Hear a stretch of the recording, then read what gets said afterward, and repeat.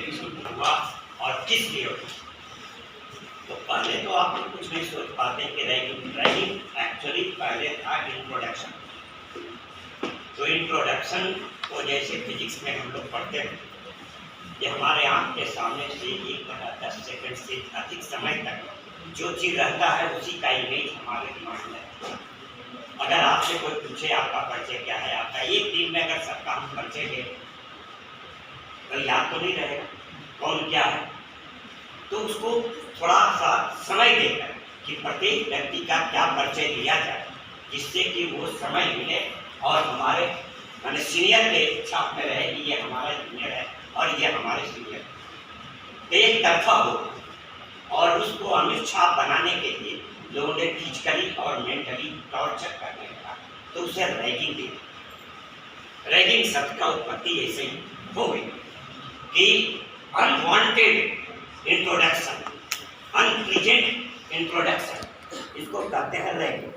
तो ये रैगिंग जो आ गया, तो रैगिंग को सब कुछ तो कहा, समाप्त कैसे किया गया।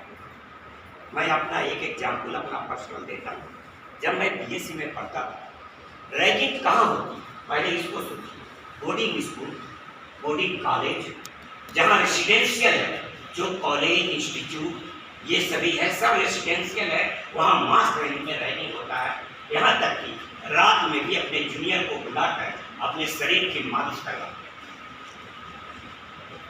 दिन में अगर उसने कुछ काम नहीं किया तो उसको कपड़े खोलकर ट्रॉलिंग करवाते हैं। ये सब मैंने देखा। मैं हॉस्टल में रहता था, तो मैं उनको डे कॉलेज था।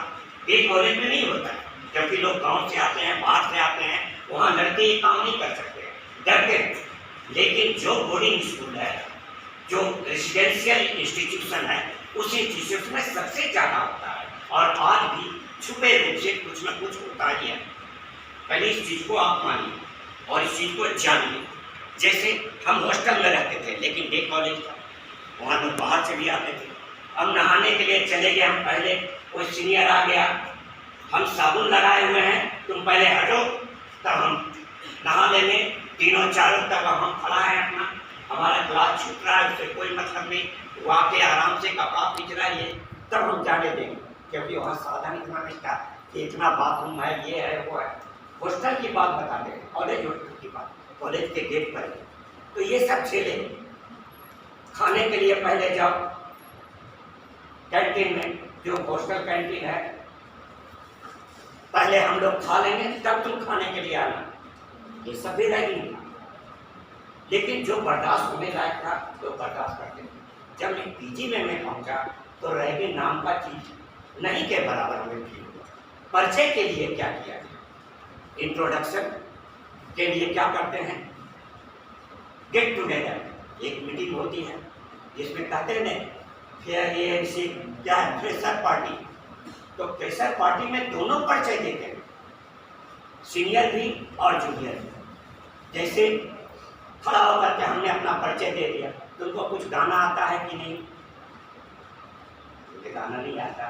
क्या आता है, कोई एक्टिविटी जाता है कि नहीं, तो किसी ने कहा मोनो एक्टिंग करता है, मोनो एक्टिंग करता है। मोनो एक्टिंग का मतलब क्या है, पहले ये समझना होगा।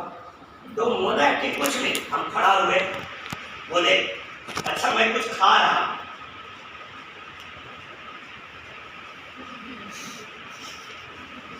क्या खाए, क्या खाए। अगर आप समझ गए तो मेरा मोनो एक्टिंग सही है।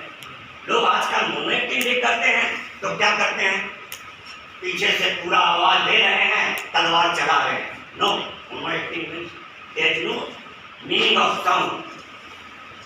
दाढ़ी बना रहे हैं, हम कुछ नहीं लिए हैं, दिखा नहीं रहे हैं, हम कुछ पहले जो पहले बोल दिए नहीं बोलना।